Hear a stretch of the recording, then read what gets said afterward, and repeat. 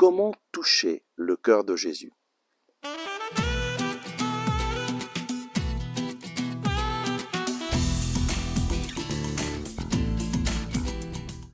Le Christ est ressuscité. Chers amis, bonjour. Nous lisons aujourd'hui de l'Évangile selon saint Matthieu au chapitre 9, versets 20 à 22.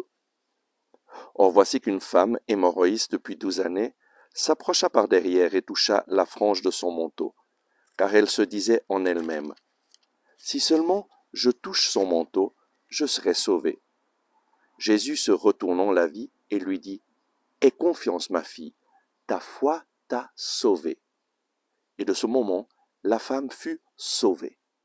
Je ne sais pas si ça vous est arrivé de penser, ça aurait été beaucoup plus facile de croire si j'avais vécu au temps de Jésus, si j'avais pu le voir, si j'avais pu le toucher. Eh bien, aujourd'hui, dans l'Évangile, le Seigneur nous donne une indication extraordinaire et nous montre que, en fait, nous n'avons pas besoin de vivre au temps de Jésus pour avoir la foi. En fait, dans l'évangile de Saint Luc qui rapporte le même passage, Jésus dit « Qui m'a touché ?» Et les disciples disent « Mais tous sont en train de toucher, tous les gens sont en train de toucher. » Plein de gens touchaient Jésus, mais seulement une femme a été guérie. Pourquoi? Parce que cette femme a touché Jésus avec foi. Aie confiance, ma fille, ta foi t'a sauvée. Qu'est-ce qui change notre vie? C'est la foi. Aujourd'hui, tu peux toucher Jésus et tu le touches avec ta foi. Et donc, comment toucher aujourd'hui Jésus avec notre foi? Premièrement, eh bien, tu peux recevoir Jésus dans l'Eucharistie. L'Eucharistie, c'est Jésus en personne qui se donne à toi. Dans l'Eucharistie, Jésus est présent. Corps, sang, âme et divinité. Il est réellement présent. Tu peux le toucher, tu peux le recevoir en toi. Il vient faire sa demeure en toi. Mais tu as besoin de foi, de te connecter à lui avec la foi, en décidant de l'accueillir, en décidant de le mettre au centre de ta vie. Reçois dès aujourd'hui l'Eucharistie avec foi et tu verras que ta vie va changer. Tu peux de cette façon toucher Jésus. Une autre façon de toucher Jésus, c'est d'accueillir la parole de Dieu dans ta vie. Jésus est le Verbe de Dieu fait chair. Il est la parole de Dieu qui se donne à nous.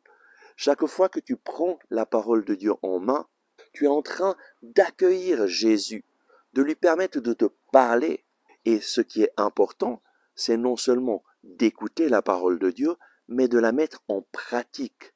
Et de cette façon, tu vas pouvoir vivre une relation personnelle avec Jésus, parole de Dieu, qui te parle et qui t'indique le chemin à suivre. Et tu touches Jésus à travers la parole de Dieu.